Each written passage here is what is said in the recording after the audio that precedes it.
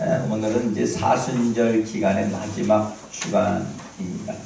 오늘을 되게 교회력으로 보면 종려주일이라 그렇게 얘기를 하고, 이번 한 주간을 고난주간이라고.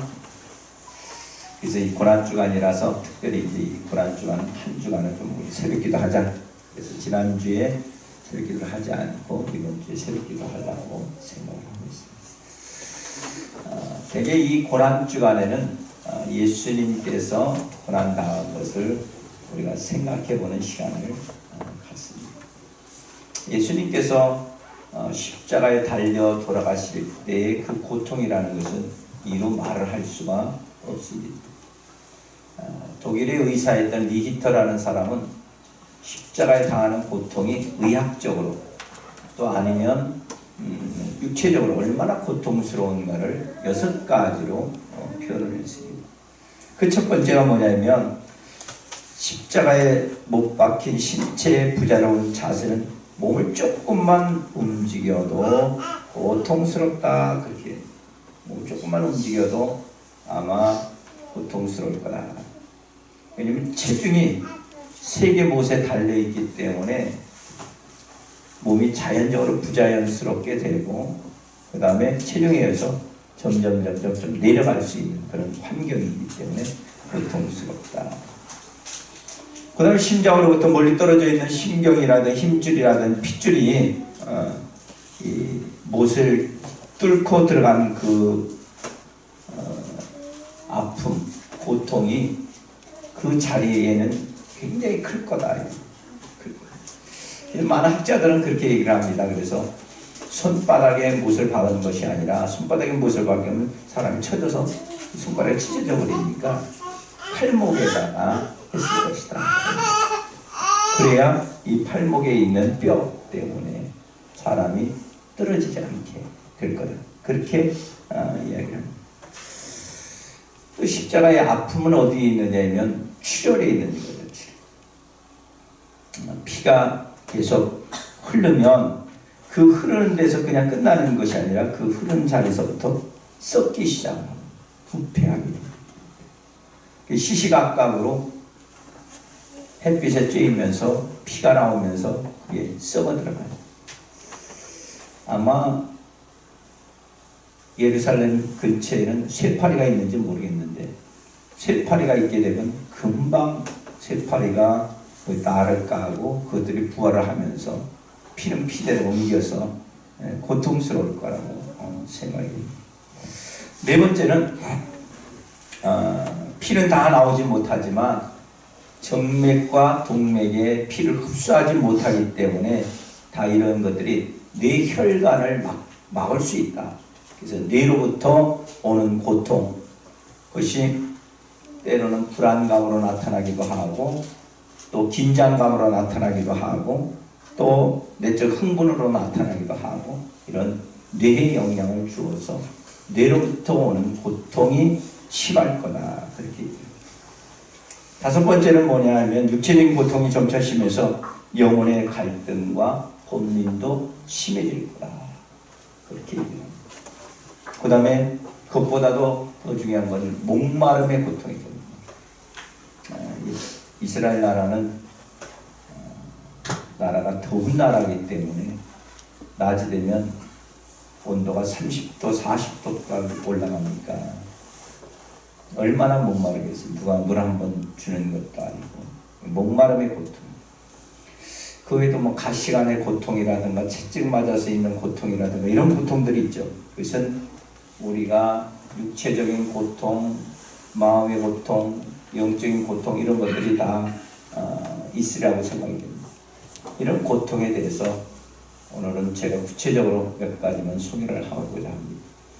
그 첫 번째는 뭐냐, 우리들이 육체적인 고통입니다.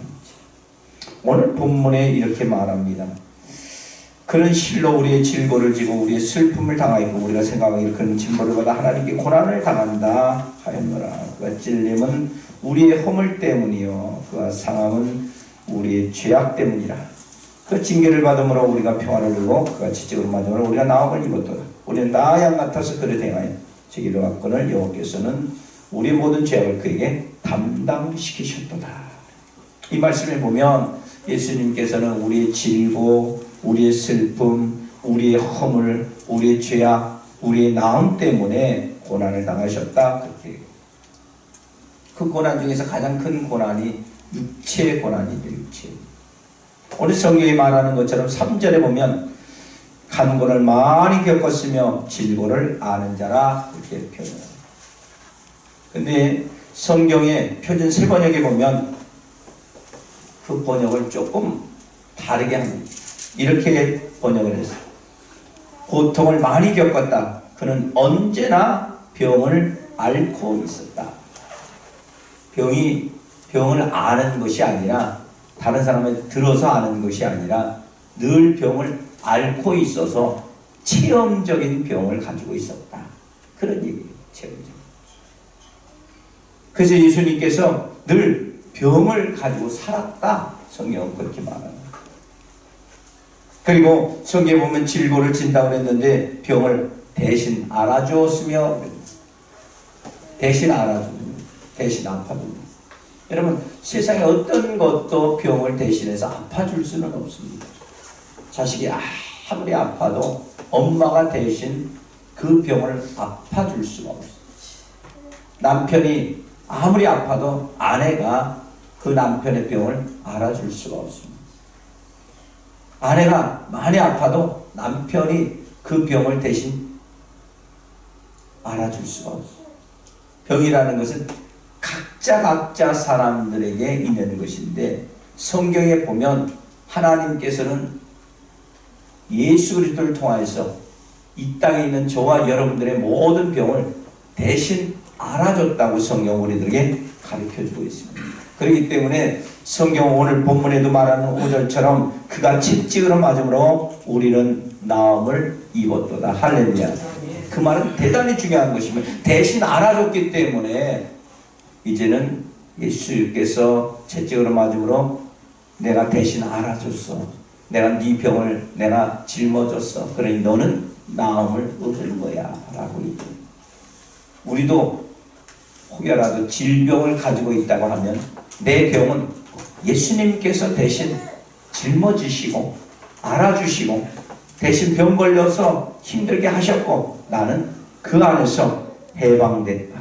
나는 건강하게 되었다. 선포할 수 있는 은혜가 반드시 일어나게 되기를 예수 이름으로 축원을 드립니다. 그 선포를 그냥 한 번만 하는 것이 아니라 지속적으로 어떻게 내가 믿음이 그것이 확신이 들 때까지 선포를 합니다. 확신이 들 때. 그냥 입술로 하는 것이 아니라 내 마음속 저 뱃속에서부터 야 정말 예수님께서 채찍으로 맞았기 때문에 나는 건강함을 입었구나. 할렐루야. 그것이 느껴질 때까지 온몸 전신이 다 느껴질 때까지 선포를 하게 되면 하나님께서 저 여러분들의 질병도 치료된 줄 여러분 믿으시길 바랍니다. 건강한 것이 하나님의 뜻입니다. 저 여러분들이 건강하게 이 땅에 사는 것이 하나님의 뜻입니다. 그렇기 때문에 우리는 반드시 하나님의 은혜를 통해서 강건케 되는 역사를 체험해야 됩니다. 그것이 예수님께서 육체를 통하여서 고통을 당하신 이유 중에 하나님이십니다. 그러므로 오늘도 저 여러분들이 예배를 드리다가 하나님의 말씀이 우리 심령 가운데 아니면 기도하다가 우리 심령 속에 하나님의 성령의 역사가 찬양 드리다가 하나님의 성령의 역사가 여러분 삶 속에 일어나게 되시고 뿐만 아니라 그 성령의 역사를 통해서 여러분들이 질병에서 해방되는 역사가 일어나게 되기를 예수 이름으로 축원을 드립니다. 두 번째는 성경에 보니까 예수님께서 심령의 고난이 있습니다. 오늘 3절에 보면 예수님 간고를 많이 겪었다. 간고라는 말은 비통이다, 근심이다, 걱정이다, 고통이다 이런 뜻을 가지고 있는데 이것은 정신적인 고통일 때 훨씬 더 많이 썼습니다. 그래서 예수님이 우리의 슬픔을 당하셨다고 4절에 말씀을 하는 것입니다. 우리가 슬픔을 당해야 되는데 예수님 대신 슬픔을 당하셨다 그렇게 말합니다. 오늘은 풍요의 시대입니다. 풍요의 시대인데 풍요하면 모든 것이 다 편안하고 잘 되고 좋을 것 같은데 그에 비해서 병도 많아졌어요. 특별히 우리나라 사람들은 최근 들어서 암에 많이 노출이 되어 있습니다. 많이 노출. 김경출 목사님이 그래도 의사라서 그런데 관심이 많아서 그랬는지 모르지만 저한테 그러더라고요. 제가 필리핀에 선교사로 오는 것이 너무 행복하고 감사할 때가 많이 있다. 왜냐면 한국에 가면 음식들이 전부 다 인스턴트가 많고 또 유전자 변형된 음식들이 많고 그래서 한국 사람들은 훨씬 더 자기가 생각할 수 없을 정도로 많은 사람들이 암에 걸려있다. 필리핀은 의료가 그렇게 발달하지 않아서 암 환자도 파괴되진 않지만 암으로 죽는 사람은 자기 근처에서 없다. 현대인들은 그만큼 많은 병을 앓고 있다. 많은 병. 근데 그거보다 더 심한 병은 마음의 병이다. 미국의 작가이던 지그치글러는 그의 책에서 현대인의 90% 이상이 정신적인 병을 앓고 있다. 정신적인 병을 앓고 있어. 그래서 오늘날은 정신병이 아주 흔한 병이 됐어. 웬만한 병원 가면 정신의학과 다 써 있습니다. 불면증도 정신의학에 들어가고 또 가슴이 벌렁벌렁하고 두근두근하고 그런 것도 정신병에 들어가고 요즘 정신병이 안 들어가는 게 없을 정도로 정신병이 흔한 병이 됐어. 그런데 하나님께서는 우리들에게 좋은 말씀을 하십니다. 수고하고 무거운 짐 자들아 다 내게로 오라. 내가 너희를 쉬게 하리라. 할렐루야. 평안을 주신다. 마음의 평안을 주시는 겁니다. 마음의 평안을 주시게 되면 저와 여러분들의 마음의 평안 때문에 우리 삶이 넉넉해질 수가 있어요. 우리는 되게 조금 더 벌자고 조금 더 많은 것을 취하려고 늘 불안초조합니다. 직장생활에도 직장에 쫓겨나지는 않을지 또 안되면 더 좋은 회사로 옮겨야 될지 이런 것 때문에 초조하고 근심하고 걱정합니다. 제가 어릴 때는 보니까 걱정 근심이 없어요. 그때는 노는 거에 대한 걱정, 직장에 대한 걱정 그런 게 없어요. 뭐만 걱정하는데 삼시세 때 먹는 것만 걱정합니다. 그래서 요즘은 삼시세 때 먹는 거 걱정하는 사람이 없습니다. 다른 거 다 삼라만상에 있는 걱정들을 다 해야 됩니다. 여러분 오늘날 수많은 사람들이 그런 것 때문에 마음의 병에서 해방되지 못합니다. 늘 불안합니다. 늘 초조합니다. 내가 회사를 잘리면 어떡할까? 돈을 못 벌면 어떡할까? 내가 요양원에 가면 어떡할까? 마음의 질병을 늘 갖고 이런 질병에서 해방될 수 있도록 만들어 주신 분이 성경에 보니까 예수님이십니다. 저 여러분들이 무거운 짐을 가지고 있으면 예수님께 맡기시기 바랍니다. 성경에 말하기를 하나님께서는 우리들에게 여호와께 모든 것을 맡기라. 그리하면 저가 이루어 주신다고 그랬습니다.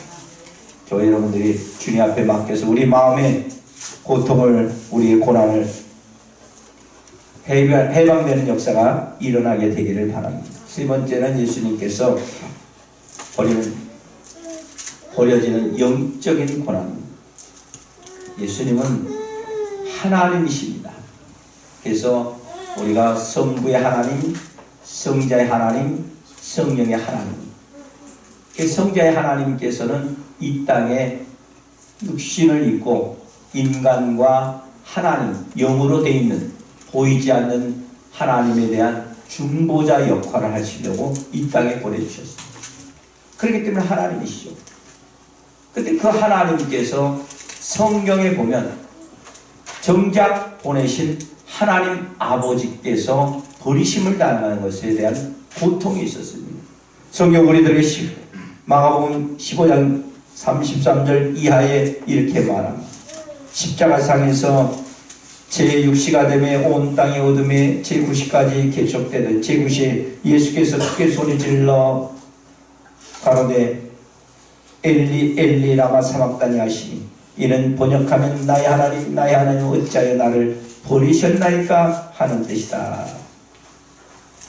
여러분 하나님이 자기를 버렸다. 그것보다 영적인 고통이 없을 겁니다. 하나님은 본인도 하나님이신데 본인 하나님께서 버림을 당했다. 여러분들도 여러분들의 가족들 가운데서 버림을 당하게 되면 비참하게 됩니다. 특별히 부모로부터 버림을 당한다는 비참함, 형제로부터 버림을 당한 비참함, 우리가 살고 있는 사회에서 완전히 버림을 당하면 더 비참해집니다. 그런데 성경에 보면 영적인 버림을 당했어요. 하나님이신데도 불구하고 그는 아버지 하나님이신 성부께서 버리셨다는 것을 깨닫게 됩니다. 어찌하여 나를 버리셨나이까. 십자가상에서 외친 겁니다. 죽기 일보 직전에 외친 겁니다. 저 여러분들도 예수를 잘 믿고 하나님께서 은혜 은총을 주시고 내가 죽을 때가 다 되어서 하늘이 딱 열렸는데 하늘에 하나님께서 나는 너 몰라 그렇게 버림을 당했다고 한다면 여러분 마음이 어떻겠습니까? 심령이 무너질 겁니다. 주일학교에서 태어날 때부터 교회 다니고 주일학교 열심히 다니고 중고등 학생 열심히 다니고 청년이 돼서 교회 봉사 많이 하고 장년이 돼서 교회 일꾼이 되고 그래서 열심히 교회를 섬기고 예수를 믿고 의지했는데 어느 날 죽을 때가 돼서 하늘문이 확 열리는데 하나님께서 나는 너 모른다. 몰라. 불더럽게 얘기했겠어요? 무자비하게 얘기했었지. 그런데 심정이 어떠냐? 여러분들이 한번 당한다면 어떤 심정을 가져? 따라합시다. 하나님이 나를 모른다 하니 기가 막힙니다. 기가 막히잖아요. 여러분. 그 심적인 고통은 말로 할 수가 없는 거예요.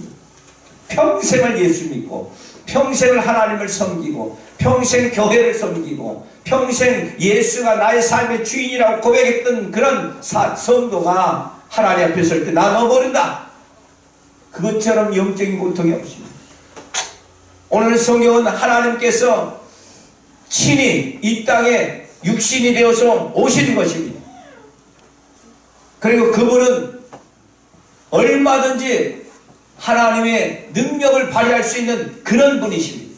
그런데도 불구하고 그의 마음속에 하나님께서 어떻게 해서든지 자기를 구원시켜 주시고 은혜를 주시고 은총을 주실 줄 알았는데 하나님께서 버림을 당하는 거예요. 그래서 그는 고백하기를 엘리 엘리 라마 사박다니 아버지 어찌하여 나를 버리시나이까. 내가 무슨 죄를 졌다고 내가 무슨 잘못을 저질렀다고 어찌하여서 나를 버리시나이까. 이 세상에 버림받는 것처럼 비참한 경우. 오늘 성경이 말하기를 버림을 당해 영적 고통이 있습니다. 그 다음에는 예수님께서 인류 역사상 가장 중요한 십자가 사명의 고난을 당하십니다. 예수님께서 가장 큰 고난은 십자가의 고난입니다. 십자가를 져야 된다는 고난. 예수님께서 잡히시던 전에 겟세마네 동산에 가서 기도를 합니다. 습관을 쫓아 감람산에 가서 기도를 하셨다고 성경 말합니다. 그곳에서 야 너희 시험에 들지 않게 기도하라. 그리고 저희를 떠나서 돌 던질 만한 그 장소에서 열심히 기도합니다. 얼마나 기도를 열심히 하셨는지 땀방울이 변하여 핏방울 되기까지 기도합니다. 그러면서 하나님께서 이렇게 기도합니다. 아버지요 이 자를 내게서 옮기시옵소서. 나는 십자가를 질 수 있는 그런 힘이 없습니다. 정말 간절히 기도했어요. 땀방울이 변하여 핏방울 되기까지. 그런 기도를 여러분 드려본 적이 있습니까? 난 교회 다녀. 예수 믿어. 난 기도 많이 한다니까. 그런데 여러분들이 땀방울이 변하여 핏방울 되기까지 기도해 본 적이 있어요. 예수님이 그렇게 기도했어요. 그리고 난 다음에 아버지요 아버지의 뜻대로 되기를 원하나이다. 할렐루야. 십자가를 지겠습니다. 하나님이 이것이 사명이라고 생각하면 내가 그 사명을 감당하겠습니다 라고 기도해요. 그리고 십자가상에서 다 이루셨다. 사명을 다 이루셨다. 이 고난의 아픔, 고통, 이걸 다 이루셨다고 선포하십니다. 십자가의 사명이 우리들에게도 있는 것이고, 저와 여러분들의 사명이 있는 것이고, 여러분들의 사명이 있는 것이고, 하나님 주시는 영적 사명들입니다. 그리고 예수님께서 다 이루시고 난 다음에 휘장이 다 찢어졌다. 찢어지고 나니까 하나님과 우리의 관계가 회복됩니다. 구약시대는 성소와 지성소 사이에 휘장이 되어 있습니다. 그리고 이 지성소는 누구만 들어갈 수 있느냐? 대제사장만 들어갈 수 있습니다. 대제사장이 들어가서 끈을 매답니다. 뒤에다 끈을 들어가서 하나님 앞에 기도합니다. 그럴 때 기도하다가 한 시간마다 흔들어요. 그리고 안에서도 흔들면 살아있구나. 아무리 흔들어도 없어. 그러면 그 끈을 잡아내야 돼요. 왜? 지성소에서는 죄를 가지고 하나님을 만날 수가 없습니다. 그 지성소는 거룩한 장소예요. 죄를 가지고 그곳에 들어가면 죽고 마는 거예요. 그래서 누구든지 들어갈 수 있는 것이 아니라 대제사장이 1년에 한 번 들어갈 수 있는 그런 지성소를 성경에 보니까 예수님께서 십자가에 달리시고 난 다음에 휘장이 다 찢어져요. 그래서 하나님의 거룩한 백성들과 아버지의 사이에 휘장이 다 사라집니다. 언제든지 대제사장이 아니라 할지라도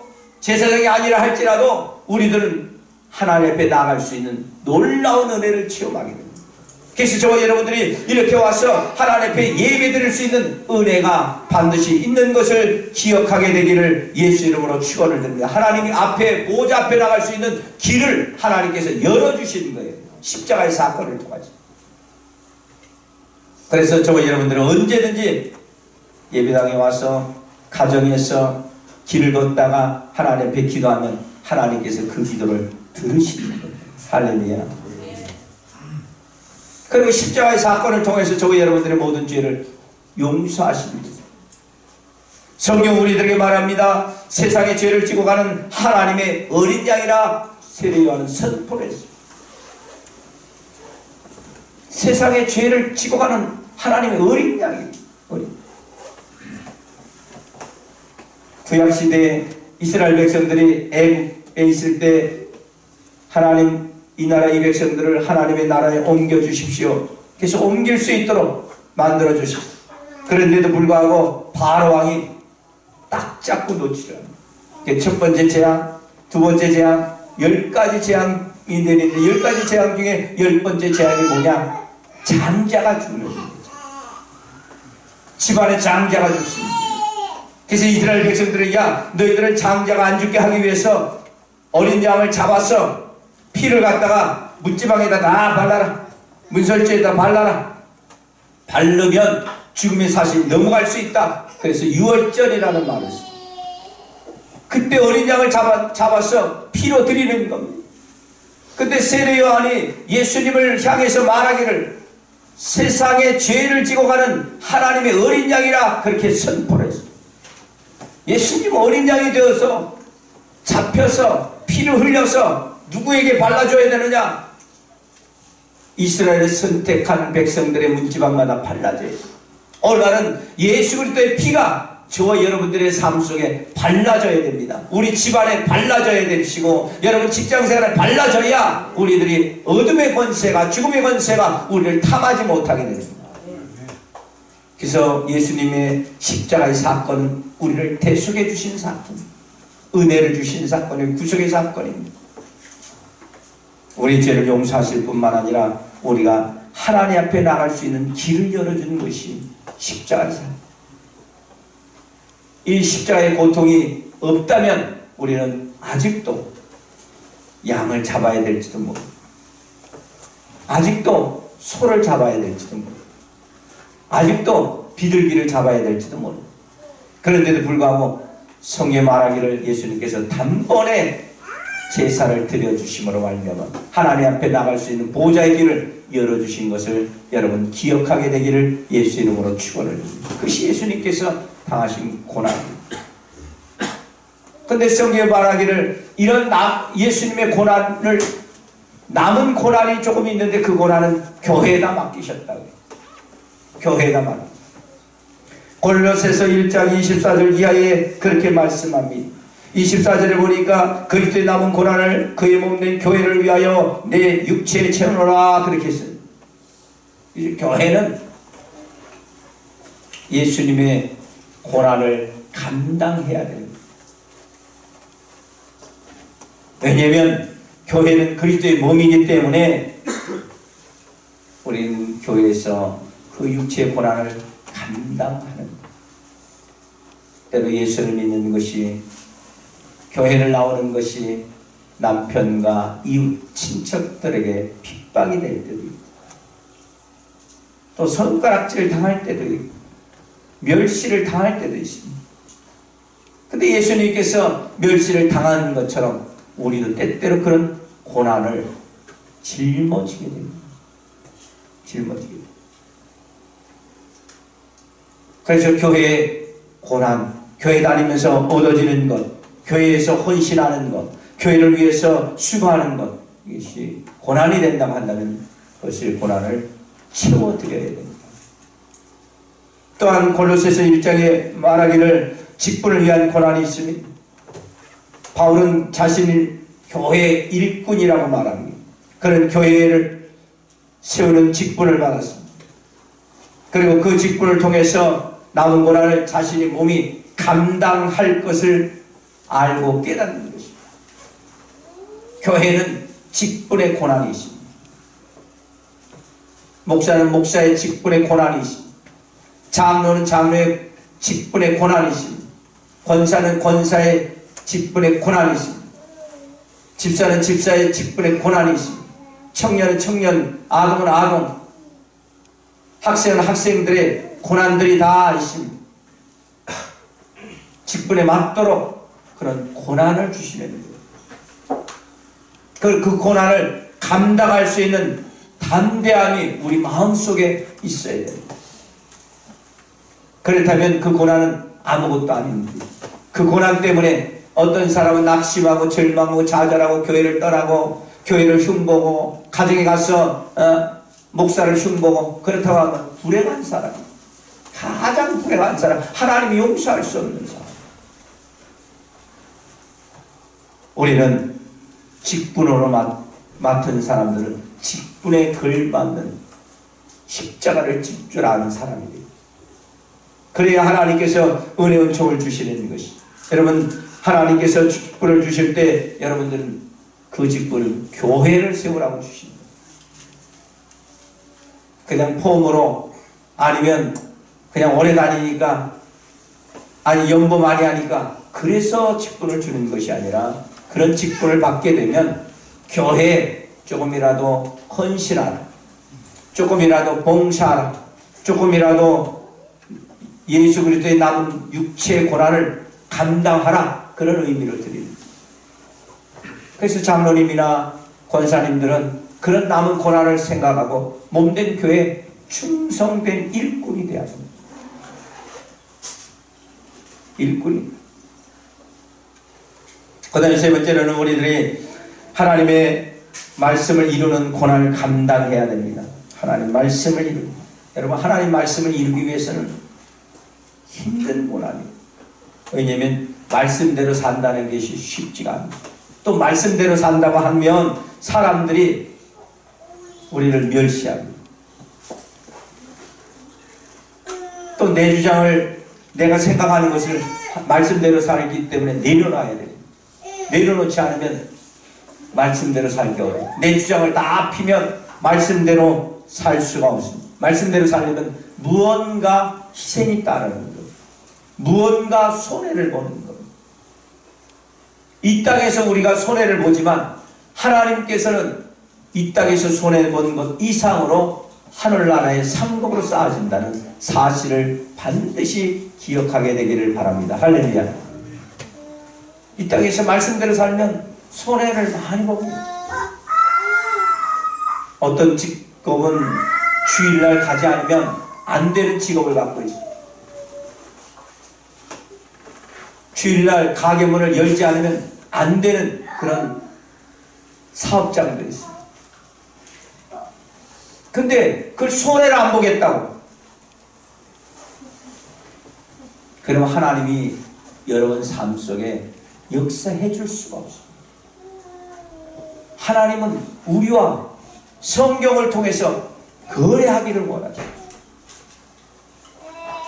주 예수를 믿으라. 그러면 너와 내 집이 구원을 얻으리라. 전제 조건을 주셨어요. 수고하고 무거운 짐자라 다 내게로 오라. 그리하면 내가 너를 쉬게 한다. 하나님은 우리에게 끊임없는 약속을, 하나님의 날에 주의를 거룩하게 지키라. 네 부모를 공경하라. 그리하면 내가 너희 땅에서 잘되고 장수하리라. 하나님 약속을 하셨습니다. 근데 하나님 말씀대로 살지 않으면 우리가 약속을 어기게 되면 우리는 하나님의 은혜와 하나님의 약속된 축복을 받아들일 수가 없습니다. 저 여러분들이 하나님이 주시는 은혜를 통하여서 하나님의 말씀을 이루는 고난을 감당할 수 있는 성도 여러분 되시기를 바랍니다. 또한 전도를 위한 고난이 있습니다. 골로새서 1장 26절 28절에 보면 신앙생활은 하나님 비밀의 그리스도를 예수를 아는 것이라고 성경 말합니다. 28절에 보면 우리가 그를 전파하여 그래서 전파 그리스도를 전파하는 것. 전도는 예수 그리스도의 남은 고난을 감당하는 일인 것입니다. 성경에도 예수님께서 이 땅에 오셔서 사역이 다 끝난 후에 마지막으로 우리들에게 하신 말씀, 너희는 온 천하에 다니면서 만민에게 복음을 전파하라. 전파해야 돼요. 아버지 아들과 성령의 이름으로 세를 주고 내가 분부한 모든 것을 지키게 하라. 전도하라. 전도. 영혼을 전도해야 합니다. 전도하는 사명을 우리들에게 남겨주셨습니다. 그것을 우리는 감당해야 되는데, 선교하는 것, 전도하는 것, 이것은 예수 그리스도의 남은 고난을 우리가 채우는 일입니다. 예수님도 이 땅에 오셔서 육신으로 오셨기 때문에 시공간을 초월할 수가 없어. 공간은 그 예루살렘을 벗어나지 못하고 이스라엘 나라를 벗어나지 못하고 그리고 사역이 끝마쳤어.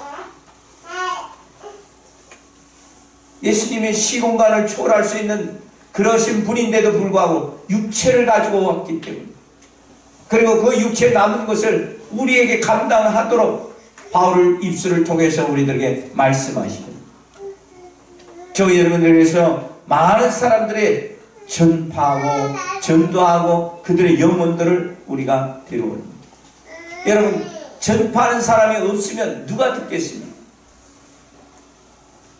제가 예수를 믿은 것도 나에게 교회를 인도할 수 있는 사람이 있었기 때문에 내가 교회를 다닙니다.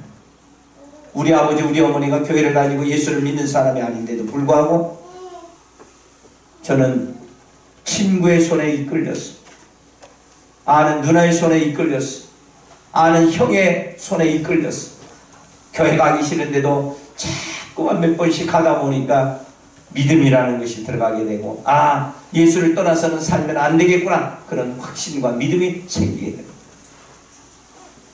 예수 그리스도의 남은 고난 전파하시길 바랍니다. 그 다음에 예수 그리스도의 고난 중에 하나는 사람을 세우기 위한 고난입니다.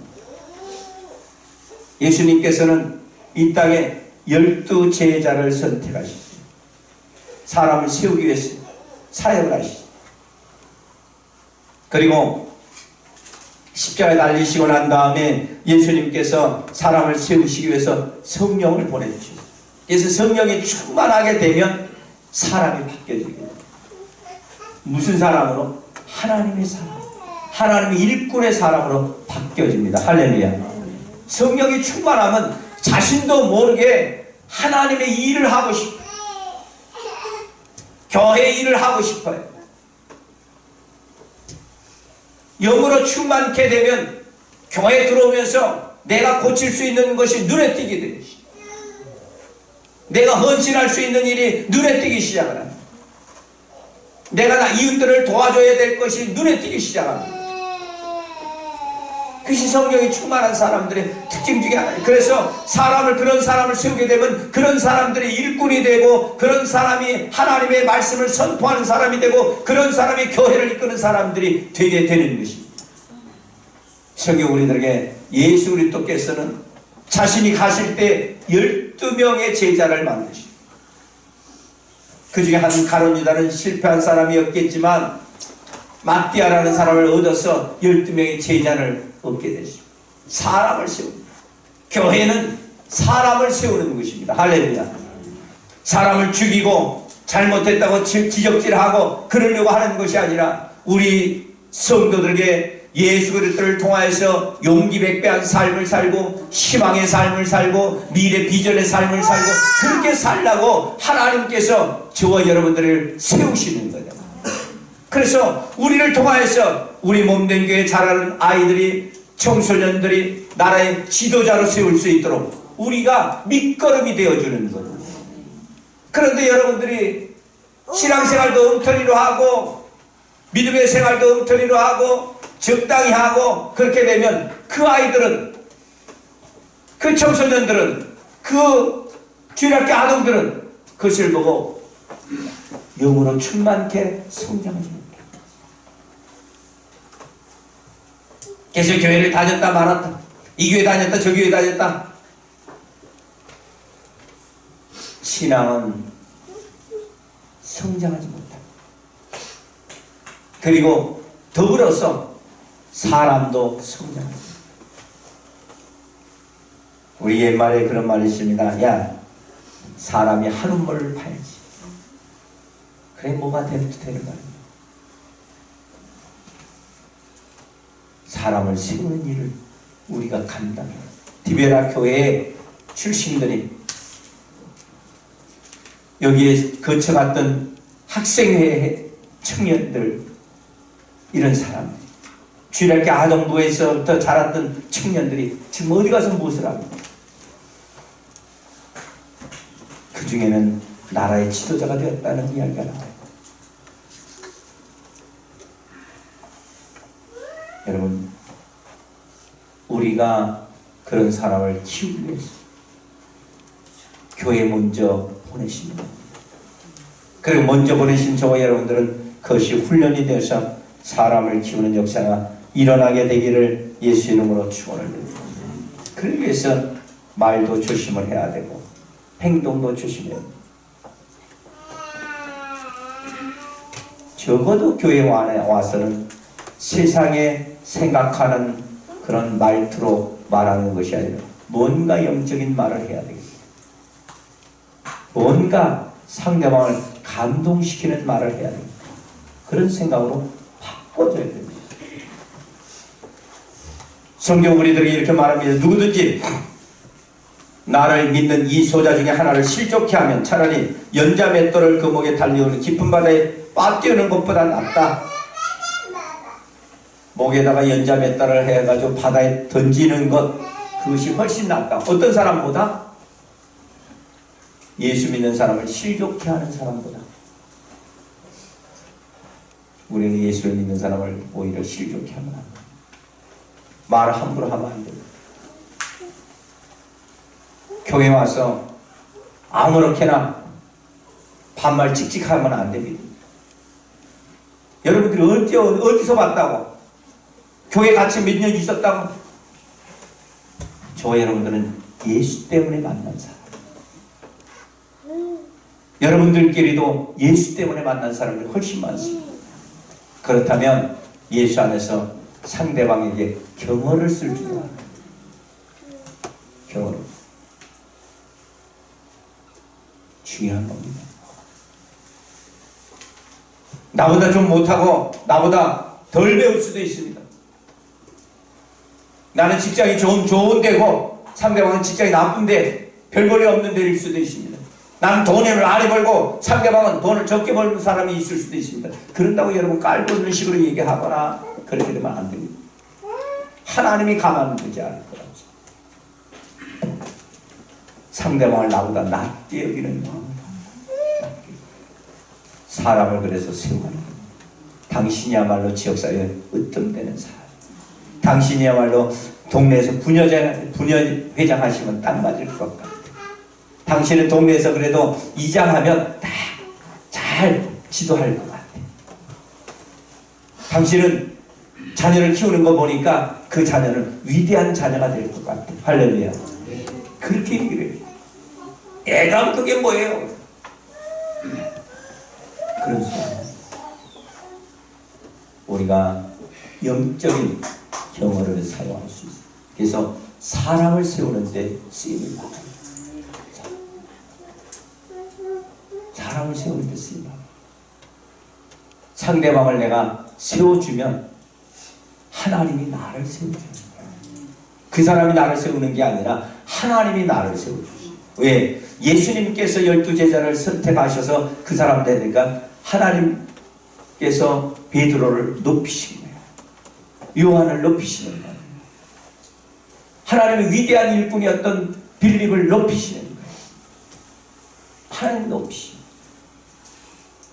저와 여러분들 하나님이 주시는 은혜를 통해서 사람을 세우는 고난 힘듭니다.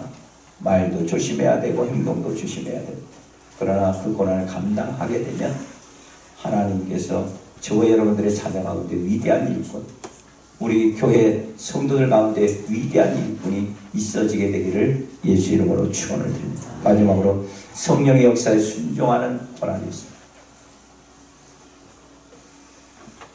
성령의 역사에 순종해요. 이것처럼 힘든 것이 없어요. 내가 성령의 역사를 순종하려면 내 자아를 다 죽여버려요.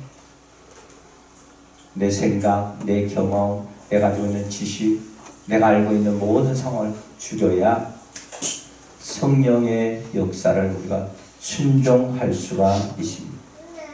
그러면 보혜사 되신 성령께서 진리 가운데 거하시기 때문에 우리를 그런 쪽으로 인도를 해주십니다. 여러분 성령의 역사에 순종하며 남은 고난을 채우는 은혜가 있기를 예수 이름으로 축원을 드립니다. 그래서 그리스도의 남은 고난, 교회를 위한 고난, 직분을 위한 고난, 하나님 말씀을 이루는 고난, 전도를 위한 고난, 사람을 세우는 고난, 성령의 역사를 세우는 순종의 고난을 여러분들이 감당하셨습니다. 이 한 주간, 고난 주간에 그냥 지나가는 것이 아니라 하나님, 내가 예수 그리스도의 고난을 참여하기를 원합니다. 그 고난 가운데 내가 감당해야 될 고난이 어떤 것인지 알지 못하지만 내가 오늘 말씀을 듣고 보니까 이런 고난에 참여하기를 원합니다는 신앙의 고백이 여러분들의 고백이 되기를 예수 이름으로 축원을 드립니다. 기도하겠습니다.